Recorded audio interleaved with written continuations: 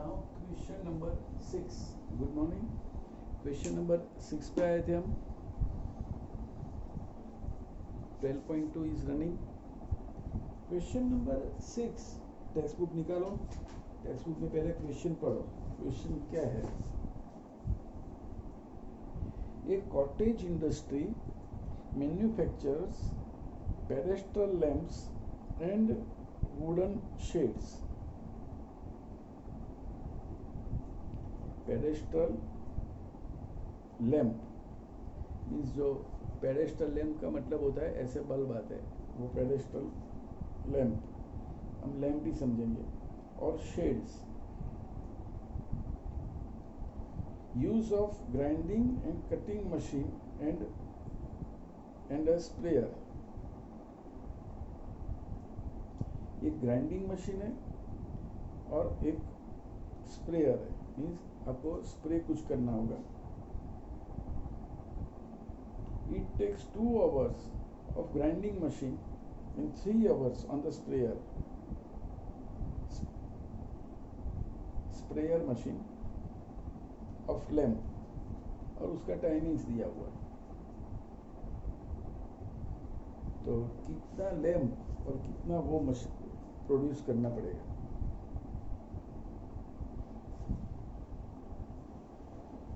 तो let manufacturer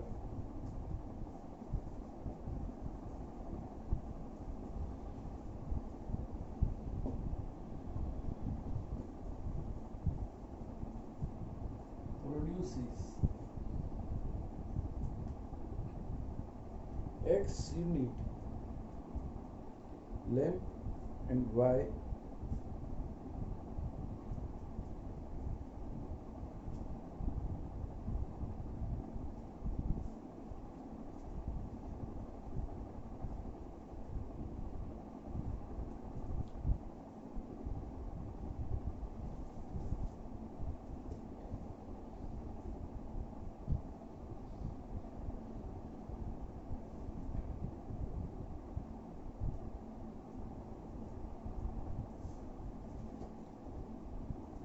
X produces X unit of lamps and Y unit of spray.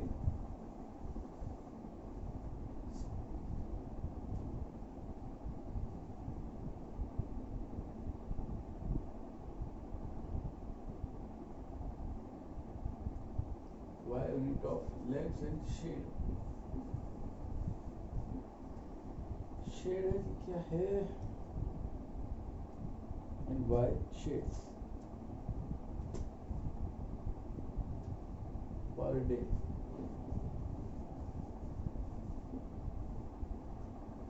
इसका manufacture वो lamp बनाना चाहता है और शेड बनाना चाहता है. लैंप आपने देखा होगा कि भाई लैंप है तो लैंप के ऊपर शेड होता है. ऐसे शेड होता है और यहाँ पे लैंप होता है. जैसे नाइट लैंप होता है, ऐसे कई घर में ऐसे ऊपर के शेड भी होते हैं कि भाई लैंप ऐसे रखा है लेकिन ऊपर का शेड रख दो आप, तो शेड की वजह से वो लाइट ऊपर नहीं जाएगी जो यूजलेस है, वो लाइट डायरेक्ट नीचे आएगी. तो नीचे आपका इल्यूमिनेशन लेवल वेरी हाई हो जाएगा. अगर आप शेड को निकाल दो तो वो लाइट जो बल्ब जलेगा तो बल्ब लाइट ऊपर भी जाएगी, लाइट नीचे भी जाएगी. लेकिन अगर शेड आ गया तो उसके अंदर इनर साइड पे रिफ्लेक्टर होगा, तो ये लाइट ऊपर जो भी थोड़ी लाइट गई वो लाइट भी रिफ्लेक्ट होके नीचे आ जाएगी. तो ये manufacturer produces X unit lamps and Y unit shade per day. अब उसकी limitation,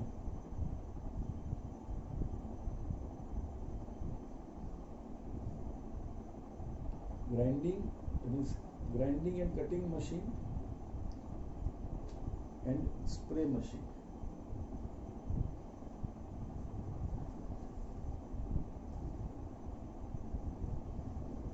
grinding machine and spray machine.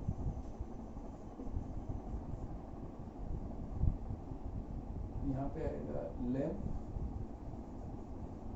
And यहाँ पे आएगा शेड. ग्राइंडिंग मशीन ये ग्राइंडिंग मशीन और स्प्रे मशीन। अब लैंप्स की बात करें तो लैंप में ग्राइंडिंग मशीन में 2 आवर्स जाएंगे और उसको स्प्रे करने में 3 आवर्स जाएंगे, ये दिया हुआ है। शेड के अंदर 1 आवर जाएगा और शेड को स्प्रे करने के लिए 3 आवर्स जाएगा। मैक्सिमम आवर्स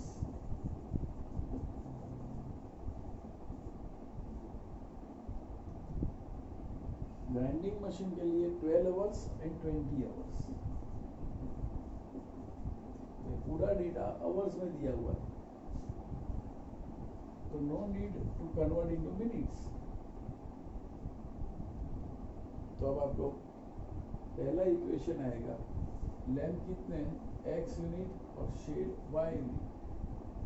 तो देखो लैंप के लिए ग्राइंडिंग मशीन 2 घंटा लेगा और स्प्रे मशीन 3 घंटा लेगा। शेड के लिए वाई मशीन 1 घंटा और स्प्रे का मशीन 3 घंटा लेगा। ग्राइंडिंग मशीन 12 घंटे के लिए है हमारे पास और स्प्रे मशीन 20 घंटे के लिए। प्रॉफिट की बात करें तो लैंप का जो प्रॉफिट है वो प्रॉफिट है 5 rupees per piece and 3 rupees per piece. तो Z तो आ गया आपका 5x प्लस 3y। ये प्रॉफिट हमको मैक्सिमम बनाना है। हम इक्वेशन की बात करें तो इक्वेशन हॉरिजॉन्टल लिखा जाता है। 1 यूनिट के लिए 2 घंटा ग्राइंडिंग मशीन के लिए पहला इक्वेशन आएगा ग्राइंडिंग मशीन, उसके लिए इक्वेशन आएगा 2x plus Y less than or equal to 12।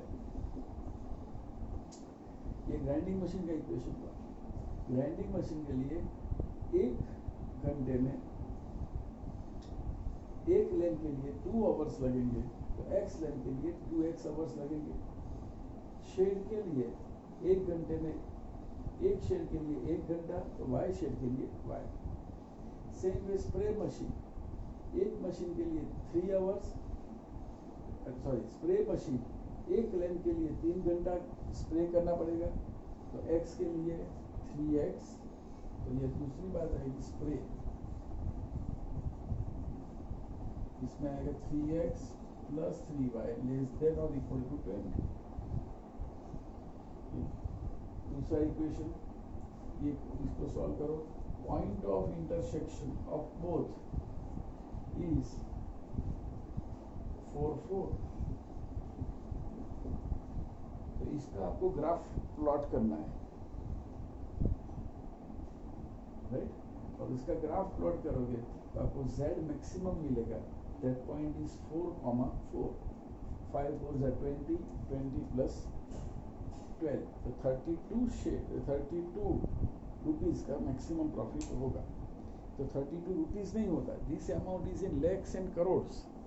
लेकिन for the simplicity of some को आपको पैसे कितना ज्यादा है वो इम्पोर्टेंट नहीं है, कंसेप्ट इम्पोर्टेंट है। तो आपको कंसेप्ट पे जाना है। कंसेप्ट क्या है? तो ये लैंप, ये शेड, ग्राइंडिंग मशीन और spray machine. Lamp grinding machine में बनेगा और उसके बाद स्प्रे होगा। शेड ग्राइंडिंग मशीन में बनेगा और उसको स्प्रे होगा। उसका टाइमिंग्स दिया हुआ है कि भाई लैंप ग्राइंडिंग मशीन में एक लैंप बनाने के लिए 2 घंटा जाएगा और उसके बाद उसको 3 घंटे के लिए स्प्रे करना पड़ेगा एक के लिए। शेड में ग्राइंडिंग मशीन में 1 घंटा जाएगा और उसको स्प्रे करने के लिए 3 घंटा जाएगा। तो ग्राइंडिंग मशीन के हमारे पास लिमिटेशन है 12 घंटा के लिए ये ग्राइंडिंग मशीन। तो 2x plus Y less than or equal to 12। और स्प्रे का मशीन हमारे पास 20 घंटे के लिए, तो 3x plus 3y less than or equal to 20। अब आपको इंटरसेप्ट फॉर्म में ले जाना है, पूरा सम डिटेल में करना है, ग्राफ भी आपको खुद को प्लॉट करना है। अगर आपको कोई प्रॉब्लम है ग्राफ प्लॉट करने में तो बाद में मेरे को कांटेक्ट करना है।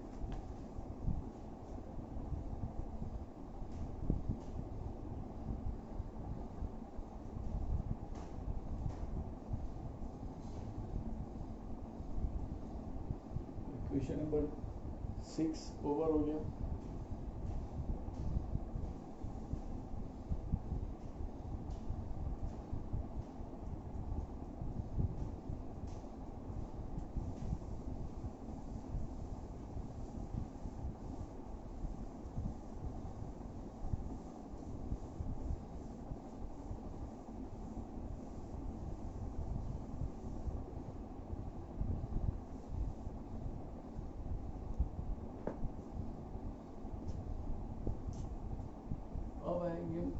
नंबर 7 पे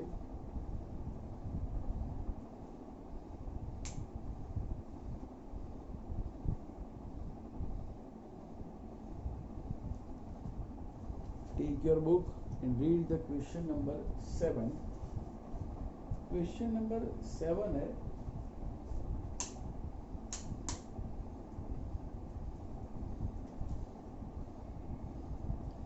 एक company manufacture 2 types of novelty souvenir made by plywood. एक कंपनी है वो प्लाईवुड में से 2 टाइप के सोवेनियर है मैन्युफैक्चरिंग करती है. Souvenir of type A requires, souvenir का मतलब बुक होता है, कोई ऐसे प्लाईवुड में से बुक बनाते हैं वो लोग. ए टाइप की बुक के लिए 5 minutes of cutting and 10 minutes of assembling. B type की बुक के लिए 8 minutes कटिंग के लिए जाएगा और 8 minutes असेंबलिंग के लिए जाएगा. राइट. तो ए टाइप की बुक में सोवेनियर में से प्रॉफिट है 5 rupees और बी के लिए the profit of 5 rupees of A book and 6 rupees for B book. So how many souvenirs, how many books are manufactured by the company to get the maximum profit?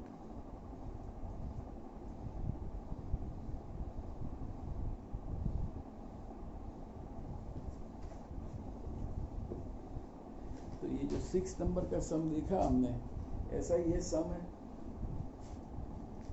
Question number 7.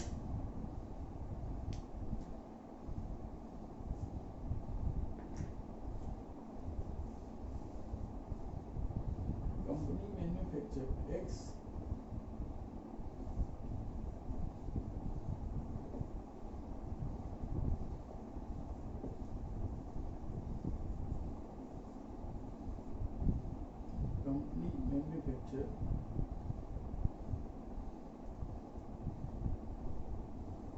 X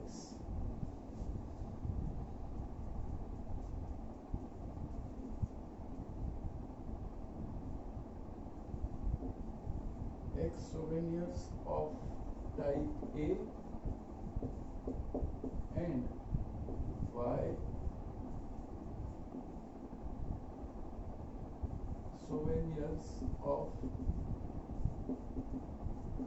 type B. So it is clear that X is positive and Y is positive.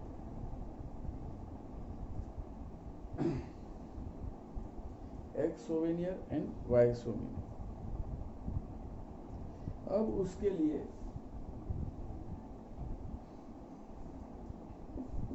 A and B,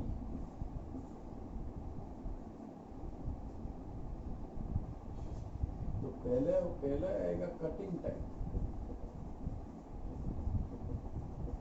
और बाद में आएगा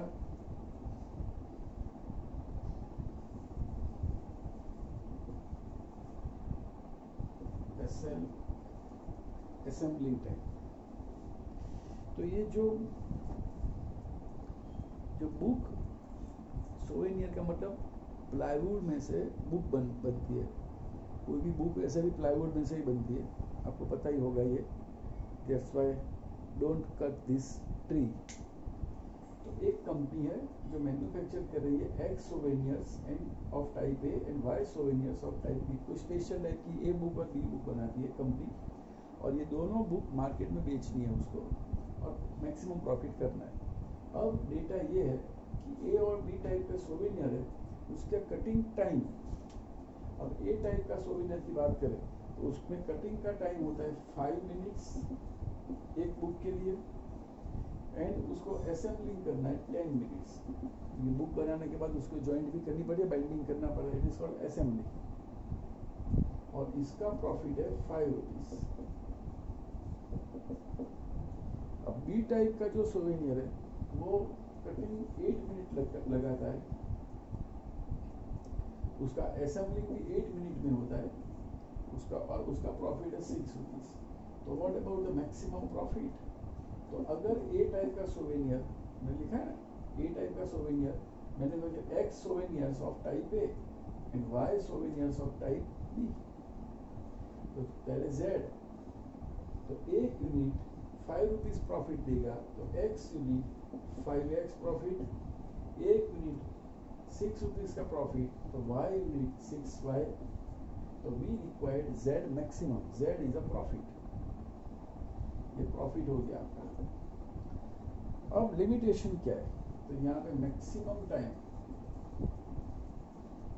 तो cutting का time है 3 hours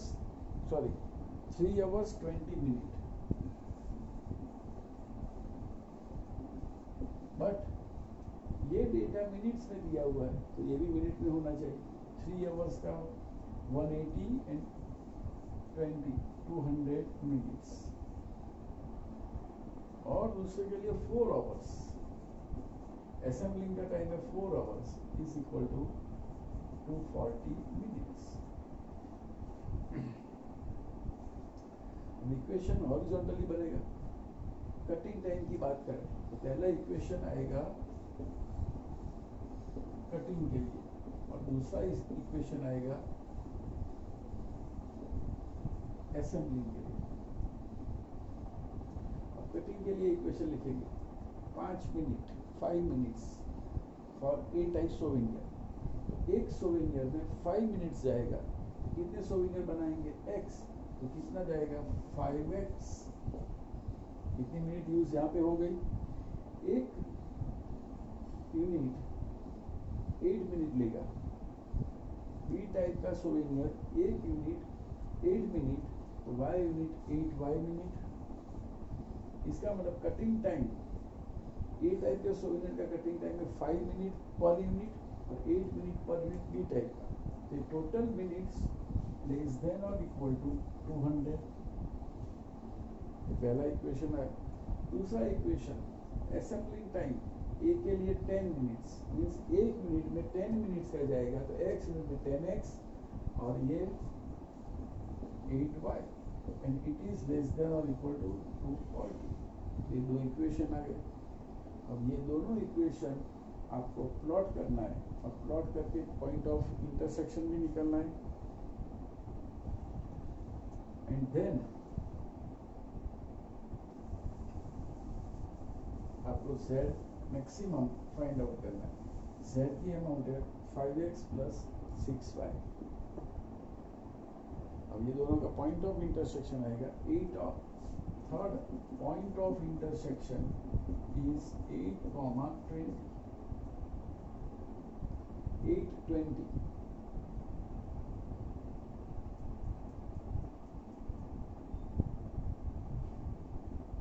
right.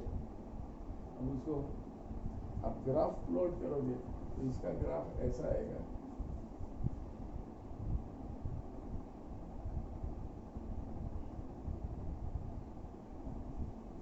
ये 40 और ये 0.25। ये ग्राफ ऐसे पास हुआ पहला ग्राफ। दूसरा ग्राफ 24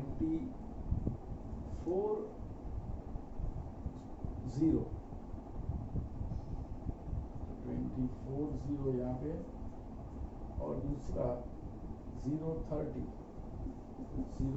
यहाँ पे, ये दूसरी लाइन आ गई। And both the equations are satisfied origin, 0 को सेटिस्फाइड कर रहा है।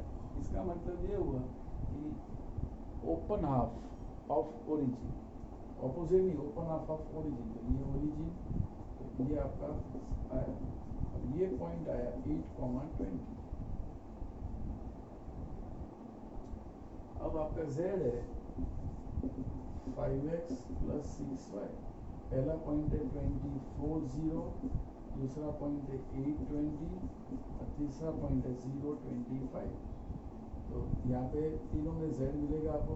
24 पे z की वैल्यू 150,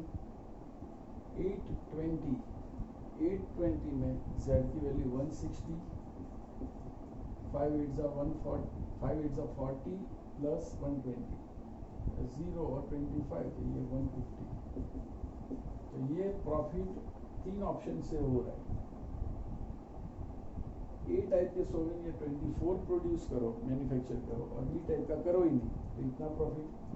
ए टाइप का 8, ए टाइप की सोवेनियर 8 और बी टाइप की सोवेनियर 20 अगर मैन्युफैक्चर किया जाए तो 160 रुपीज़ का प्रॉफिट होता है। और ए टाइप का सोवेनियर मैन्युफैक्चरिंग नहीं करो और बी टाइप का 25 यूनिट्स करो तो आपको 150 रुपीज़ का प्रॉफिट होता है। तो maximum profit occurred 160 rupees at 8,20। तो ये था क्वेश्चन नंबर 7। सिंपली कैसे लिखना है वो तो आप रेफरेंस बुक भी यूज़ कर सकते हो। इसके अंदर मैंने आपको पूरा कंसेप्ट समझा दिया है।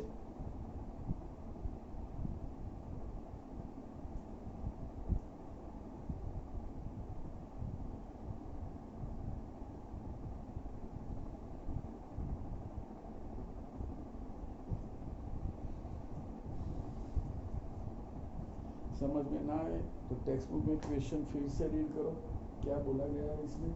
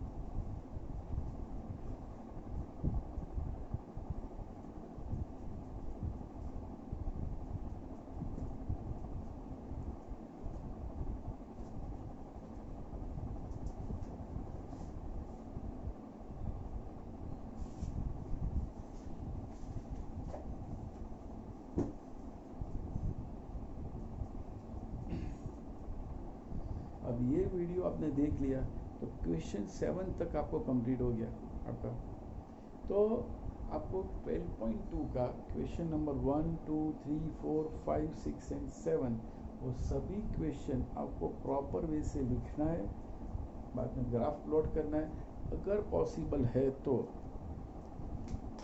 आप ग्राफ पेपर परचेज ही कर लो थोड़े बहुत फॉर प्लॉटिंग दिस ग्राफ, और ग्राफ पेपर परचेज करके उसको ग्राफ पेपर में ड्रॉ करो तो आपका कॉन्फिडेंस लेवल थोड़ा अप जाएगा।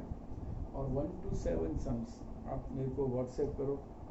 जब ये आप 7th नंबर का वीडियो 9th नंबर का वीडियो आपको कंप्लीट हो जाए, आपके पास आ जाए, उसके बाद चैप्टर बहुत मज़ेदार है। आपको ग्राफ ही ड्रॉ करना है, लेकिन उसका जो सिंप्लीफिकेशन फॉर्म है ये सब लिखना, it is called essay type, वो थोड़ा बहुत टिपिकल है।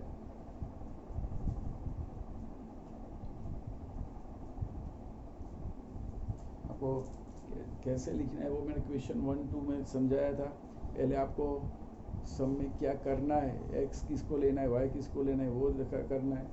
बाद में ऐसा मैंने यहाँ पे वो टेबल बनाया था, वर्टिकली डेटा लिखना है, हॉरिजॉन्टली इक्वेशन लिखना है। बाद में इक्वेशन को कैसे इंटरसेक्ट, एक्स एक्सिस को कहाँ इंटरसेक्ट करेगा, वाई एक्सिस को कहाँ इंटरसेक्ट करेगा, वो शो करना है।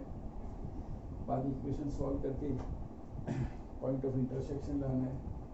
और बाद में उसका वो लिखना है कि भाई ओपन ऑफ ओरिजिन और ओपन ऑफ ऑपोजिट ओरिजिन, वो भी लिखना है।